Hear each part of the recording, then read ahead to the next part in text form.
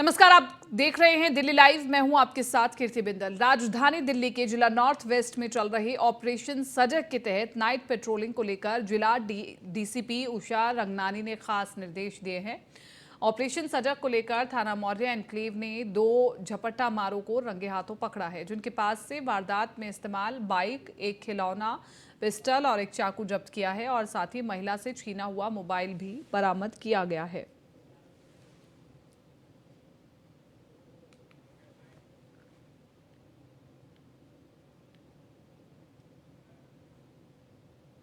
पूर्वी दिल्ली से दिल दहला देने वाली घटना सामने आई है। सच्चाई आपके सामने आएगी तो रूह कांप उठेगी। पूर्वी दिल्ली में सोसाइटी की तीसरी मंजिल से नवजात बच्चे को फेंककर हत्या की गई। आपको बता दें कि महिलाएं घर के बाहर सर्दी में अलाव में हाथ सेक रही थी, तभी खिड़की से कुछ फेंका गया। महिलाएं पास गई तो हैरान रह गई। नवजात बच्चा घायल हालत में रो रहा था, जिसे अस्पताल ले जाया गया, जहां पर मासूम की मौत हो गई।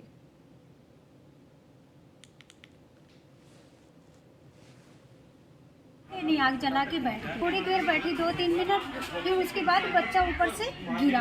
जब गिरा तो हम 3 लोग थे तो आवाज़ आई तो मुझे लगा कूड़ा गिरा, तो हम झांकने लग गए क्योंकि मुझसे दूर था। तो जब झांकने लगे तो बच्चे के पैर हिले, तो हम इतने में चिल्ला पड़े कि मतलब किसी ने बच्चा बहा दिया। तब मैं अपने हस्बैंड को अंदर बुलाने गई, देखो किसी ने बच्चा बहा दिया। दिल दहलाने वाली सर, हम भी ऑफिस के लिए निकल रहे थे। 9 बजे का 9:30 बजे का घटना है। जब वहाँ को एक बंदा रहता है, उसके आग सेक रही थी उसकी मैडम, वहाँ झाड़ू लगा के। लोग बात सोचे कि कूड़ा डाल दिया ऊपर से, कौन डाला देखने गए तो वहाँ बच्चा फेंका हुआ था।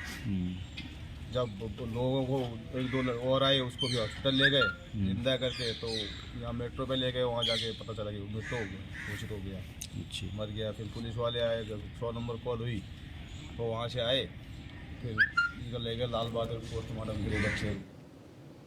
कंझावला केस में लगातार रोज नए खुलासे हो रहे हैं, जिसे लेकर लगातार अंजलि के परिवार वाले धारा 302 जोड़ने की मांग कर रहे हैं। और इसके मद्देनजर परिवार वाले सोमवार से सुल्तानपुरी थाने के बाहर बैठ करके धरना प्रदर्शन कर रहे थे। इस बीच मंगलवार बाहरी जिले के डीसीपी से मुलाकात के बाद परिवारजनों ने थाने के बाहर प्रदर्शन किया। और दरअसल सुल्तानपुरी थाने के बाहर अंजलि के परिवार के प्रदर्शन को देखते हुए डीसीपी हरेंद्र सिंह ने मिलने का समय दिया था। मंगलवार को परिवार ने डीसीपी से मुलाकात कर अंजलि को न्याय दिलाने की मांग की और इस दौरान डीसीपी ने परिवार को आश्वासन देते हुए कहा कि जांच चल रही है और हम पूरी कोशिश कर रहे हैं, केस को सुलझाने में आगे भी जांच कर रहे हैं। डीसीपी ने परिवार को आश्वस्त किया है कि जब भी इस मामले में धारा 302 लगाने की जरूरत पड़ी तो पुलिस उसके लिए तैयार है। और डीसीपी के आश्वासन के बाद परिवार ने धरना प्रदर्शन खत्म करने की घोषणा की। वो कि डीसीपी हरेंद्र जी से तकरीबन 45 मिनट बातचीत हुई।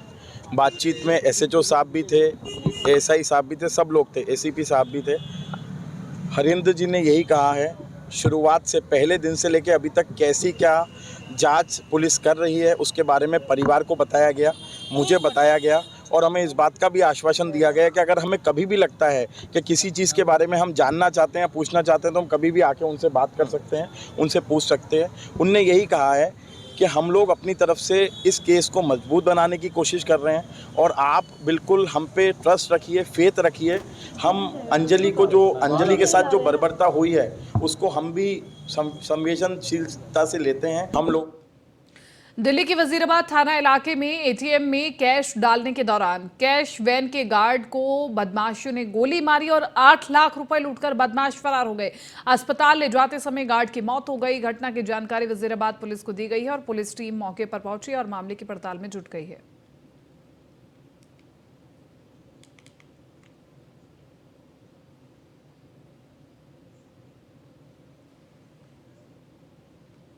मायापुरी दिल्ली पुलिस के एएसआई शंभुदयाल पर हमले का सीसीटीवी फुटेज बताया जा रहा है। बदमाश को पकड़कर ले जा रहे थे थाने शंभुदयाल। उसी दौरान बदमाश ने ताबड़तोड़ चाकू से कई वार किए और दिल्ली पुलिस के मायापुरी थाने में तैनात एएसआई शंभुदयाल पर हमले में घायल शंभुदयाल को अस्पताल में भर्ती कराया गया और जहां इलाज के दौरान एएसआई शंभुदयाल की मौत हो गई। अब एक सीसीटीवी फुटेज सामने आई है जिसमें देखा जा सकता है कि बदमाश लगातार एएसआई शंभुदयाल पर हमला कर रहे हैं, चाकुओं से वार कर रहे हैं और अब इस सीसीटीवी फुटेज के आधार पर आगे की जांच की जाएगी।